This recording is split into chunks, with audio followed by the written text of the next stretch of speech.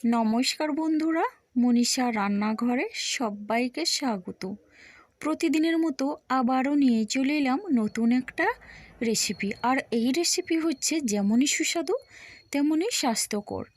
তো প্রথমে বন্ধুরা আপনারা লাইক দিয়ে ভিডিওটি দেখা শুরু করুন আর ভিডিওটি শেষ পর্যন্ত দেখবেন, এটাই আমার অনুরোধ রইল। তো বন্ধুরা যদি ভালো লেগে থাকে তাহলে লাইক, কমেন্ট, শেয়ার এবং সাবস্ক্রাইব করবেন। নতুন বন্ধুরা এখনও যারা আমার চ্যানেলটিকে সাবস্ক্রাইব করেননি, প্লিজ সাবস্ক্রাইব করে পাশে থাকা বেল আইকনটি প্রেস করে নোটিফিকেশান অল করে দিন, তাহলে সবার আগে আপনি আমার নোটিফিকেশান পেয়ে যাবেন। তো বন্ধুরা এটা হচ্ছে ডালিয়ার পোলাও। তো দেখুন এটা আমি কিভাবে বানাই, আর ভীষণই স্বাস্থ্যকর সুস্বাদু। তো চলুন রেসিপিটি শুরু করি।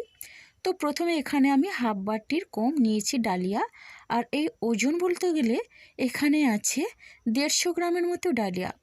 তো এটা আমি প্রথমে সাইড করে রেখে দিলাম। আর এখন দেখুন বন্ধুরা আছে সবজির মধ্যে এখানে আলু, ক্যাপসিকাম, গাজর, ফুলকপি, টমেটো আর মটরশুঁটি নিয়েছি। তো এদিকে কড়াই বসিয়ে দিয়েছি গ্যাসে, কড়াইটা গরম করে নিয়েছি। আর এখন আমি দিয়ে দিলাম ডালিয়া। শুকনো কড়াইয়ে আমি প্রথমে ডালিয়াটা নেড়েচেড়ে একটু ভেজে নেব, তাহলে কিন্তু ডালিয়াটা ঝরঝরে হবে আর খেতে খুব ভালো হবে। তাহলে দেখুন ডালিয়াটাকে হালকা করে আমি 5 মিনিটের মতো ভেজে নিলাম। তো বন্ধুরা আপনারাও চেষ্টা করবেন এইভাবে করে করতে। এবার দেখুন ডালিয়াটাকে আমি জল পাল্টে পাল্টে ধুয়ে নেব। দেখুন বন্ধুরা ডালিয়াটা আমার ধোয়া হয়ে গেছে। আর এখন আমি সেই কড়াইয়ে দিয়ে দিয়েছি সর্ষের তেল। তেলটা ভালো করে গরম করে নিয়েছি। আর ফোড়নে দিলাম গোটা গরম মশলা, গোটা জিরে আর তেজপাতা। তো প্রথমে আমি এই ফোড়নটাকে হালকা করে ভেজে নিচ্ছি। আর এখন দেখুন আমি সবজিগুলো দিয়ে দিয়েছি।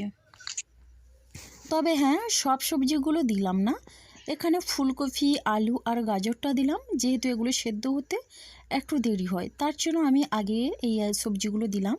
আর এগুলো দিয়ে আমি এখানে 5-7 মিনিটের মতো ভেজে নেব। তো বন্ধুরা আপনারা আপনাদের পছন্দের মতো সবজি দিতে পারেন, আর আমার হাতের কাছে যেগুলো ছিল আমি সেগুলো দিয়েছি। আর দেখুন বন্ধুরা এখন আমি দিয়ে দিচ্ছি বেশ কয়েকটা কাঁচা লঙ্কা চেরা, আর দিচ্ছি গ্রেট করে রাখা আদা। আদাটা আমি তেলের সঙ্গে ভাজিনি, আদাটা এখন দিচ্ছি। আর এই সবজিগুলোর সঙ্গে আমি আদাটা ভেজে নেব।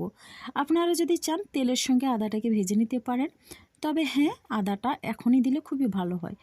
তো বন্ধুরা শীতের সকালে এরকম যদি ডালিয়ার পোলাও থাকে তাহলে আর কোনো কিছুর প্রয়োজন হয় না। মাঝে মধ্যে তো অবশ্যই ব্রেকফাস্টে এটা রাখাই যায়।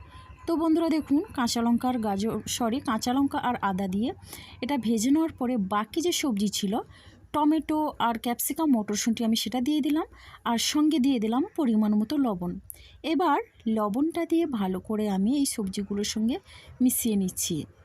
তো বন্ধুরা এখানে আমি নিরামিষ করছি, আপনারা চাইলে এখানে পেঁয়াজ রসুন দিয়েও রান্না করতেও পারেন, তবে হ্যাঁ একই রকম পদ্ধতিতে করে নেবেন। তো যাই হোক ভালো করে লবণ দিয়ে আমি এটা নেড়েচেড়ে নিলাম। তারপরে আমি দিয়ে দিলাম পরিমাণ মতো হলুদের গুঁড়ো। আর এখানে আমি কোনো রকমে লঙ্কার গুঁড়ো দেবো না, যেহেতু আমার কাঁচা লঙ্কা চেরা দিয়েছি অনেকটা, 5টার মতো কাঁচা লঙ্কা চেরা দিয়েছি। আর লঙ্কাগুলো ভীষণ ঝাল, তার জন্য এখানে আমি লঙ্কার গুঁড়ো ব্যবহার করলাম না। আর হলুদ দিয়ে একই রকমভাবে ভালো করে নেড়েচেড়ে সবজিটাকে আমি রান্না করে নেব। তো বন্ধুরা খুব সুন্দর লাগে এই সবজি দিয়ে ডালিয়ার পোলাও, খুব সুন্দর লাগে। তো বন্ধুরা আপনারা ডালিয়ার খিচুড়ি খেয়েছেন, তবে হ্যাঁ এইরকম সবজি দিয়ে ডালিয়ার পোলাও খাবেন, দারুণ লাগবে খেতে। তো বন্ধুরা দেখুন সবজিগুলো কিন্তু আমার অনেকটা ভাজা হয়ে গেছে।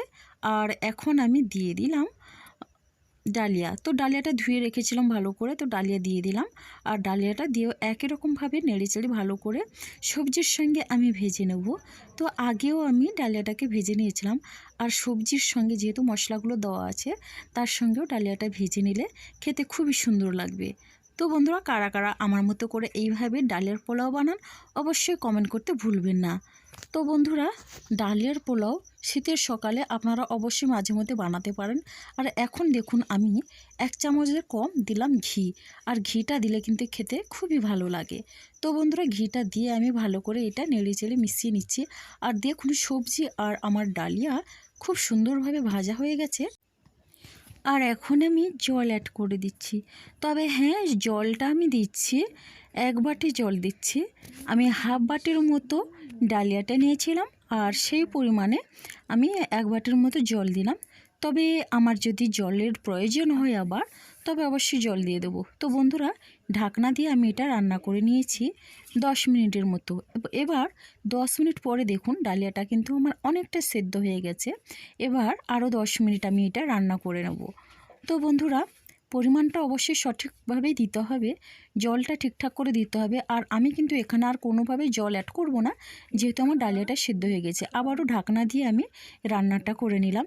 তো বন্ধুরা দেখুন, দেখেই বুঝতে পারছেন রান্নাটা কিন্তু আমার হয়ে গেছে। তবে হ্যাঁ, এটা ঠান্ডা হয়ে গেলে শুকনো হয়ে যাবে, অনেকটা ঝরঝরে হয়ে যাবে। তো আপনারাও চেষ্টা করবেন এইভাবে করে ডালিয়ার পোলাও বানাতে। এটা কিন্তু বাচ্চারা খুবই পছন্দ করে, আর বাচ্চা বড় সবারই খুব ভালো লাগবে। আর দেখুন বন্ধুরা, এখন আমি দিয়ে দিচ্ছি 1 চামচের মতো চিনি, আর দিয়ে দিচ্ছি অল্প পরিমাণে গরম মশলা গুঁড়ো। তো বন্ধুরা, ঘিটা আমি অনেক আগেই দিয়েছি, আর এখন আমি ঘি দেবো না।